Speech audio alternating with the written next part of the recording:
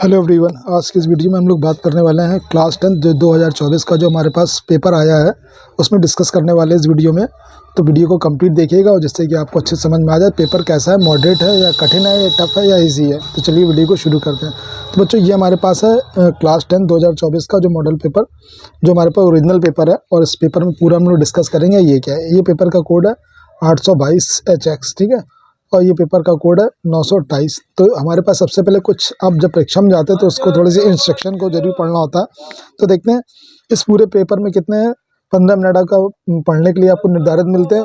और दो खंड में ये प्रश्न पत्र को दो खंड में बांटा गया, खंड आ और खंड बा में बांटा गया।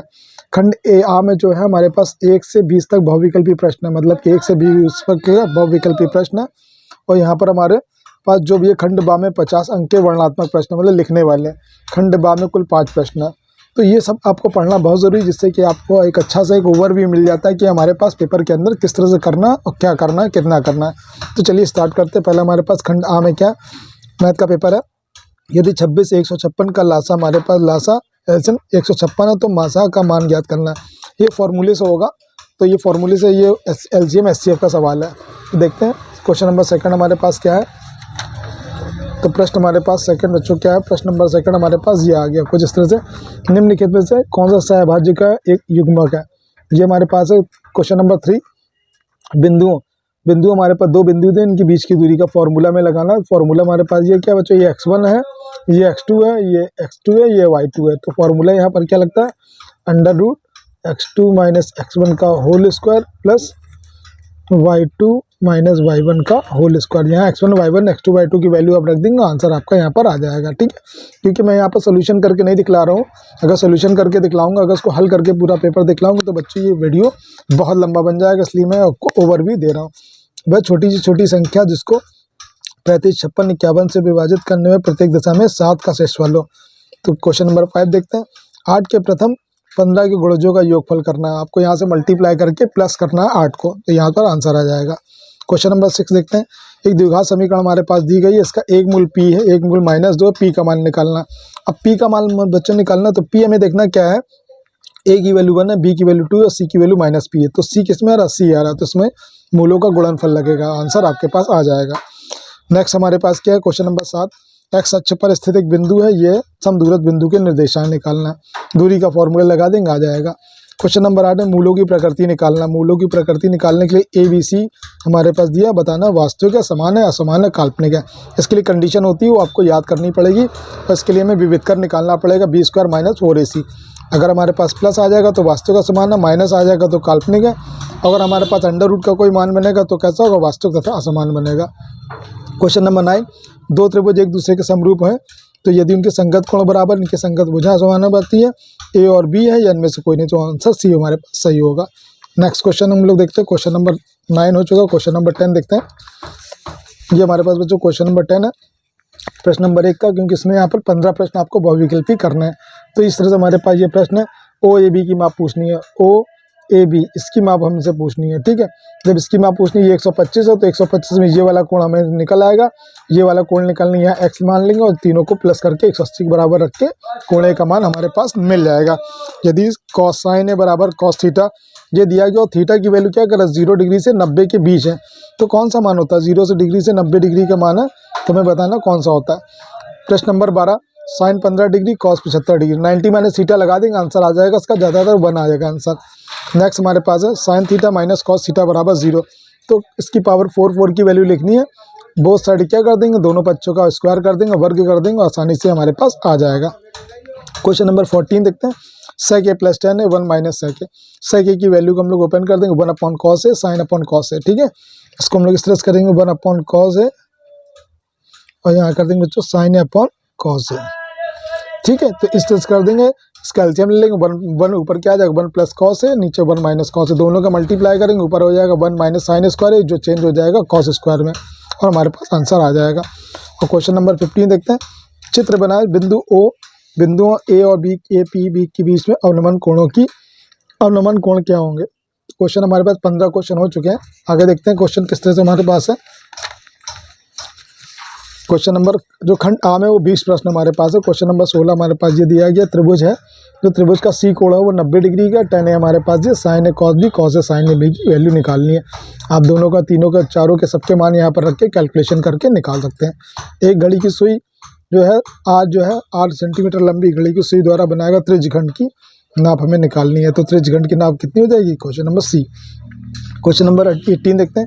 1/2 सेंटीमीटर व्यास वाले ठोस अर्धगोले का संपूर्ण प्रश्न, अर्धगोले का संपूर्ण प्रश्न निकालना आपको, उसमें हमारे पास त्रिज्या दिया, आसानी से निकल जाएगा, बहुत इजी सा क्वेश्चन है। क्वेश्चन नंबर 19, किसी बारंबारता बंटन के माध्य का माध्यक कितने कम चाहिए, ये बंटन का माध्यक बहुलक का मान निकालना है। और क्वेश्चन नंबर खंड आ का लास्ट क्वेश्चन हमारे पास प्रश्न 20, केंद्रीय प्रवृत्ति की माप कितनी होती है, तो हमें दिखना है बी और सी दोनों, ठीक है।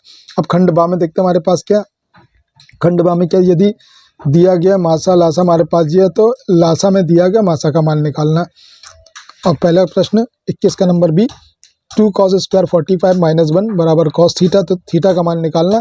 सिंपल से यहाँ पर हमारे पास cos 45 का मान क्या है, 1/√2, 1/2 हो जाएगा, 2 कैंसिल हो जाएगा, 1 बचेगा, cos थीटा का मान मतलब 0 आ जाएगा। यहाँ पर बिंदुओं, 2 बिंदु दिए गए, इनके बीच की दूरी ये दी गई और हमें y का मान निकालना। दूरी का फॉर्मूला लगा देंगे, √x2 - x1 y2 - y1 का होल स्क्वायर, और यहाँ पर दूरी की जगह हम 10 रख देंगे, आंसर हमारे पास आ जाएगा। बिंदु दिया गया एक्स वाई तथा बिंदुओं के समदूरस्थ, तो समदूरस्थ है, इसका मतलब ये बिंदु हमारे पास क्या है, ये हमारे पास कोई भी लेट कर ले, ये बिंदु हमारे पास P1 हो गया, ये P2 हो गया, ये y हो गया, तो P1y बराबर P2y निकाल के एक्स वाई में संबंध, जो भी रिलेशन निकलेगा एक्स वाई में समीकरण संबंध, वो आसानी से आ जाएगा। नेक्स्ट क्वेश्चन पर देखते हम लोग। क्वेश्चन नंबर ये 18, एक लंबवती शंकु के आधार की त्रिज्या हमारे पास r दिया है, ऊंचाई हमारे पास s दी है, शंकु का आयतन है, आराम से निकाल लेंगे, शंकु का आयतन बराबर 1/3 πr²h, ठीक है। तो यहाँ r की वैल्यू, रेडियस पता और ऊंचाई पता है, यहाँ पर फॉर्मूले में रख करके हम लोग आसानी से निकाल सकते हैं। सारणी में माध्य ज्ञात करना, माध्य के लिए हमें पता है ये बारंबारता होता है, यहाँ से हमारे पास मध्य बिंदु xi निकल जाएगा, xi निकाल के आसानी से आ जाएगा। 2 नंबर का प्रश्न बहुत ईजी है। तो पेपर अभी तक बच्चों देखा, तो बी पेपर में क्वेश्चन पूछेगा, बहुत ईजी क्वेश्चन है, आसानी से आप कर सकते हैं। अब हम देखते हैं प्रश्न नंबर 22, किन्हीं 5 भागों को प्रश्न करना है और 4 नंबर के प्रश्न है, इसलिए यहाँ पर आपका पेपर बहुत इंपॉर्टेंट है, यहाँ पर आपको संभल के करना पड़ेगा। द्विघात समीकरण एक दिया गया, शून्य ज्ञात करना, शून्य का मतलब x के मान ज्ञात करना, शून्यकों के बीच गुणनफल सत्यता की जांच ज्ञात करनी है, बहुत ईजी प्रश्न है ये। 2 संख्याओं के वर्गों का अंतर दिया गया, अंतर यह 180 है, छोटी संख्या बड़ी संख्या की 8 गुना है, दोनों संख्या को ज्ञात करना है। ये भी एप्लीकेशन बेस्ड क्वेश्चन है जो आप आसानी से कर सकते हैं। सिद्ध कीजिए कि, अब इसमें से 4 को 5 भाग दिए गए कि सिद्ध कीजिए कि किसी बा बिंदु से वृत्त पर खींची गई 2 स्पर्श रेखाओं के बीच का कोण स्पर्श बिंदु को मिलाने रेखाखंड के अंतरित कोण का समपूरक हो। ये प्रमेय हमें, ये प्रमेय करनी पड़ेगी। नेक्स्ट क्वेश्चन का हमारे पास आकृति OA-OB, ये भी प्रश्न है, प्रमेय के आधार पर ये भी करना पड़ेगा। ये 2 क्वेश्चन थोड़े से इंपॉर्टेंट है, यहाँ पर बच्चे फंस सकते हैं। तो आगे बात करते हैं हम लोग। आगे हमारे प्रश्न में क्या है बच्चों, पूरा पेपर डिस्कस करेंगे जिससे कि आपको अच्छे से पूरा समझ में आ जाए कि ताश को एक अच्छी तरह से, ताश की तरह से फेंटी गई 52 ताश की गड्डियों में से एक पत्ता याद निकाल जाता है, ठीक है। ताश की गड्डी में 52 पत्ते होते हैं, उसको फेंट करके उसमें के बाहर से एक पत्ता निकालते हैं, और ये प्रायिकता बतानी कि जो निकाला गया पत्ता बादशाह होगा या बादशाह नहीं होगा। तो पहले बादशाह होने के लिए प्रायिकता बतानी है, तो बादशाह भैया कितने होते हैं, बादशाह 4 होते हैं, और टोटल कितने, तो 52 होते हैं, आंसर हमारे पास 1/26 निकल आएगा। और बादशाह न होने की प्रायिकता 1/-1/26 कर देंगे, आसानी से आंसर आ जाएगा। चलिए 4 की बात करते हैं। वर्ग अंतराल दिया गया, बारंबारता, वर्ग अंतराल से हमारे पास मध्य बिंदु होगा, बारंबारता दी गई है, बंटन का माध्यक निकालना है, UY-XI भी आपको निकालना पड़ेगा। ये थोड़ा सा क्वेश्चन बड़ा है लेकिन बहुत इजी क्वेश्चन है, प्रैक्टिस पे करना आपको, अगर आपका अभ्यास होगा तो आप अच्छे से। प्रश्न नंबर 23 हमारे पास के निम्नलिखित समीकरणों के युग्म को हल करिए, बहुत इजी से युग्म के समीकरण हल करना, चाहे ये करो चाहे आप ये करो, 2 में से एक करना, लेकिन ये प्रश्न ज़्यादा ईजी है।